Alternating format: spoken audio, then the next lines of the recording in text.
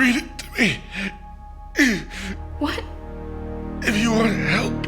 Welcome to Watch Mojo, and today we're looking at casting choices from the past decade that people didn't think would work on paper, but the actors surprised all of us. It sounded unbelievable what you were playing. Thank you. Oh, it's nice to hear it. Thank you. And I had the beautiful backdrop of you and Charlie.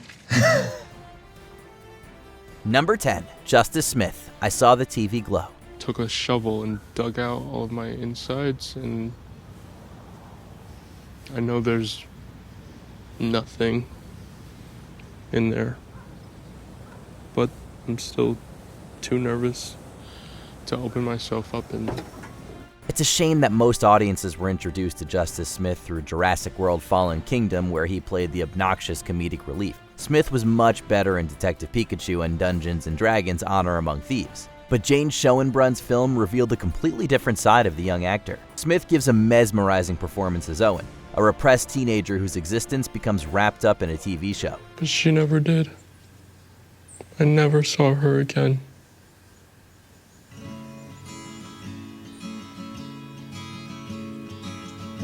I told myself I made the right choice. Maddie's story was insane, and it couldn't be true. But some nights, when I was working late at the movie theater, What exactly Owen is burying isn't spelled out, but Smith hauntingly captures the essence of a person sleepwalking through life, searching for something to awaken what's inside. Whether or not Owen finds what he's looking for, Smith's performance will resonate with anyone who has ever struggled to express who they are and what they're feeling. You need to help me!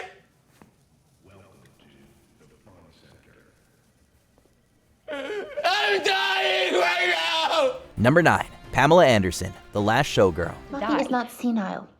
Just tell me what she said.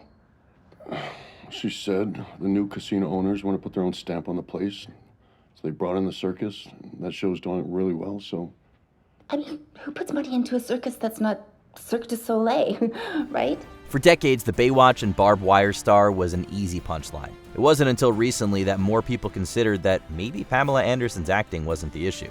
The industry just didn't give her a chance to show her range. She didn't have the best representation either, her former agent not even bothering to tell Anderson when the Last Showgirl screenplay arrived. Hey, sweetie. What are you doing here? I just, wanted to come over. Okay. Can I come in? You know, it's just, is everything okay? I mean, just not a good time right now. Thankfully, the script eventually reached Anderson, whose own life reflects that of Shelley Gardner's, a woman who gives her best years to a profession only to be spat out. Anderson is tragically empathetic as a veteran showgirl caught between an uncertain future and a past that can't be rewritten. Shelley isn't sure where she belongs, but Anderson firmly reestablishes herself among the A-list. I mean, you can just write somebody off like that? This is how it works? This is how auditioning works. Thank you. Bye, Sherry. Next. I worked really hard. Please, I worked really, really hard. Number 8, Jennifer Lopez, Hustlers. You see what they did to this country? They stole from everybody. Hardworking people lost everything. And not one of these douchebags went to jail. Not one. People forget that Jennifer Lopez was an actress before she broke out on the music scene.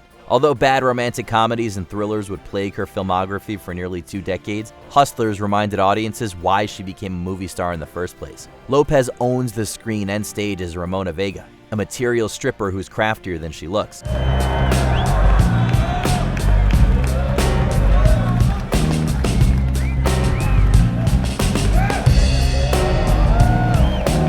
Although Ramona is the glue that bands her partners in crime together, she can just as easily drive them apart as their operation comes crashing under the weight of her ambitions. Ramona ascends to the top of the pole, but it's a slippery slide down. While Ramona experiences the highest of highs and lowest of lows, Hustlers became the apex of Lopez's acting career. We don't care. We aren't caught up in your love affair, and we'll never be wrong. Put your hands up. It's a one out. Number 7, Zac Efron, The Iron Claw. I believed it. We all did. We loved our father. And we loved wrestling.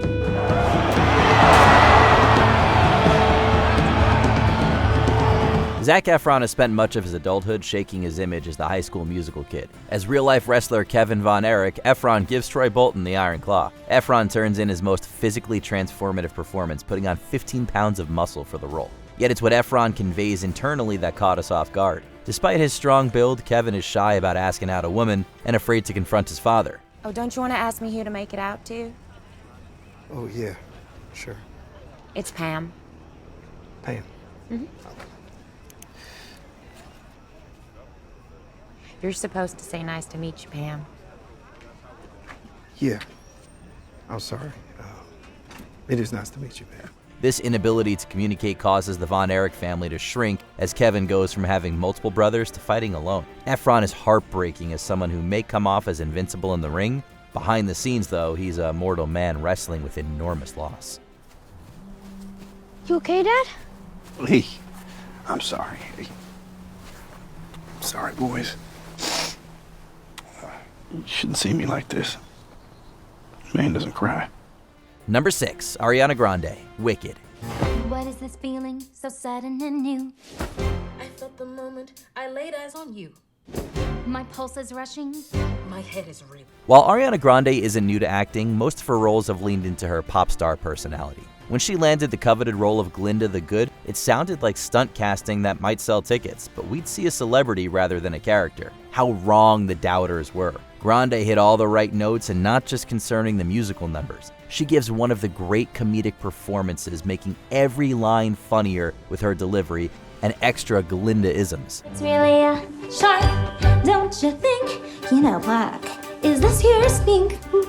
You deserve each other, this hat and you. Her performance overflows with sincerity as well. By the time Glinda and Elphaba solidify their friendship, any traces of the actors are erased. We just see two characters sharing a genuine moment. Grande isn't just Glinda, she's a Glinda in her own league. I've yet to face. Don't worry, I'm determined to succeed. Follow my lead. Yes, indeed. Number 5, Kristen Stewart, Spencer. The stars of Twilight have pulled a 180 over the past decade. Robert Pattinson has balanced indie flicks like Good Time with blockbusters like The Batman. It won't be long before you've nothing left. I don't care about that. Any of that. You don't care about your family's legacy? What I'm doing is my family's legacy. Kristen Stewart gave a string of acclaimed performances, although playing Princess Diana might have been the biggest risk of her career. It looks different now. Everything looks different. Except the scarecrow. Yeah, she says you took a jacket off a scarecrow. It was a bit of fun. You sure you went late yesterday because you were delayed by someone? While more audiences were realizing that Stewart's range extends far beyond Bella, would they be able to accept her as a figure as recognizable as the Princess of Wales? Quickly dashing any skepticism, Stewart embodies Diana from the opening scene.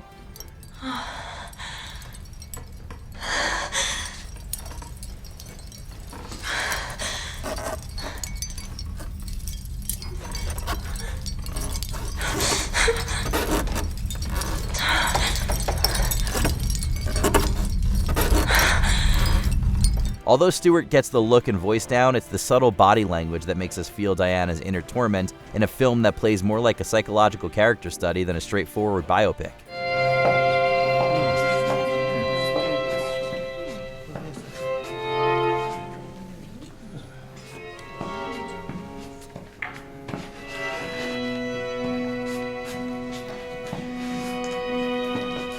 Number 4, Adam Sandler, Uncut Gems. Yeah, yes, you told me you were waiting on me, so I'm sorry about that. I'm Howard. Although we knew Adam Sandler could give a dramatic performance, Punch Drunk Love and Spanglish felt like a lifetime ago when Uncut Gems came along. Even with those other films in mind, Howard Ratner was unlike any role Sandler had taken on before. A gambler who can't quit while he's ahead or behind. Howard goes from one reckless bet to another, constantly spinning a dozen plates while simultaneously digging his own grave. Howard is incapable of taking a breath. Yes! Oh, God, yes. Oh my God. Oh my God, oh my God, oh my God. Just as Howard goes all in, Sandler fully commits to the role. He infuses the screen with such rapid-fire anxiety that we forget we're watching a performance. We're just watching a man spiral while chasing his big score, which will never be big enough. I'm required to inform you all that this fine Ethiopian black opal presented here before you all on your left, my right, is now offered with a revised estimate of $155,000 to $225,000 US. Number 3, Lady Gaga, A Star Is Born. Tell me something, boy.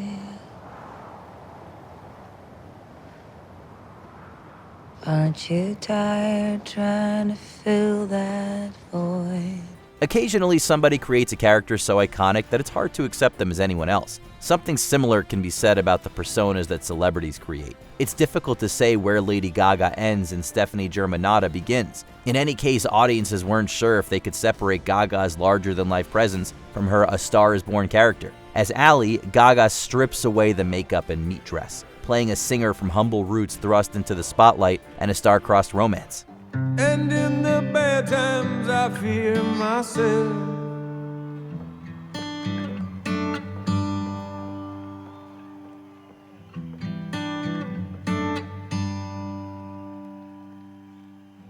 Tell me something, boy. Even as Ally's life begins to mirror her own, it doesn't feel like Gaga's playing herself. Ally and Gaga can both sing, but each has a distinct voice. While Gaga was far from an unknown, a movie star had been born. You hiding love songs? No, I wouldn't say I was hiding it. I just started putting it down on paper when we were at home. Number 2, Brendan Fraser, The Whale.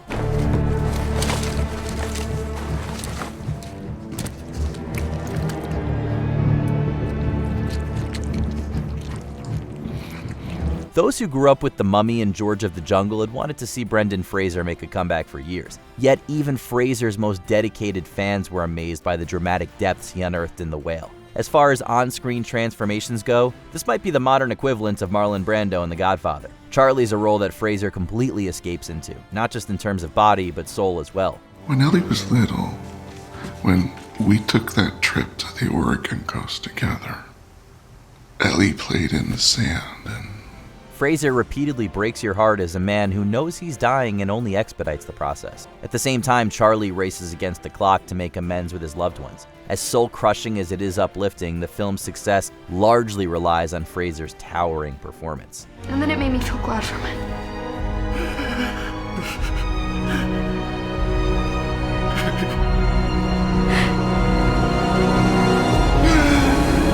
Before we unveil our top pick, here are a few honorable mentions. Lily Rose Depp, Nosferatu, the best a Depp has been in a decade. You stopped your letters to me. What? You promised to write to me every day. Did not you think of me in that castle? I did. Lies. Pete Davidson, the king of Staten Island. He's basically playing himself, but there's more to Pete Davidson than meets the eye. Yeah. How do you know? I mean, back in the day, I was at the same house with him for about 6 months.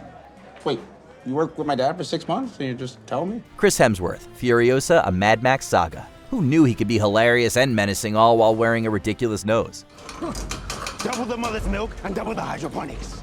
Double the spuds. Double the maggot mash and the roach gruel. My boys need all the protein I can get. Please. Jim Carrey, Sonic the Hedgehog. What sounded like career-killing miscasting turned out to be a comedic comeback. Are you in charge here? Yes, I Nope. am. Wrong. I'm in charge. Is Me. Major Ben. charge. Awkwafina, The Farewell. A reminder that she can play more than the wisecracking best friend. I want to stay in China, and I'll take care of Nai Nai. What? You stay here to do what? You can cook, you can clean. Before we continue, be sure to subscribe to our channel and ring the bell to get notified about our latest videos. You have the option to be notified for occasional videos or all of them. If you're on your phone, make sure you go into your settings and switch on notifications. Number 1, Demi Moore, The Substance. When she won a Golden Globe for The Substance, Demi Moore reflected on a producer who called her a popcorn actress.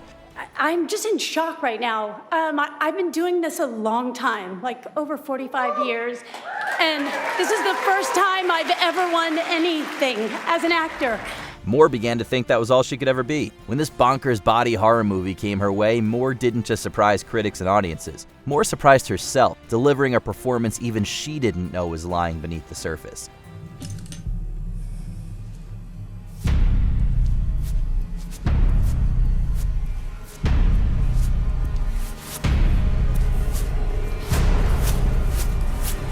Moore plays a fading star who won't go quietly into the night. She resorts to desperate measures, losing her identity and ironically her beauty in the pursuit of youth and perfection. Some may draw parallels to Moore's life, but the reality is that Elizabeth Sparkle is every woman over 50 who has been told that she's done. Moore isn't, however. Are you still there? Sorry, I'm in shock again. Oh. I could book Luigi's at 8? 8 at Luigi's, it is. I will see you tonight. Which performance from the past decade surprised you the most? Let us know in the comments. It's a weapon. It's a rock. A mineral capable of weakening Kryptonian cells.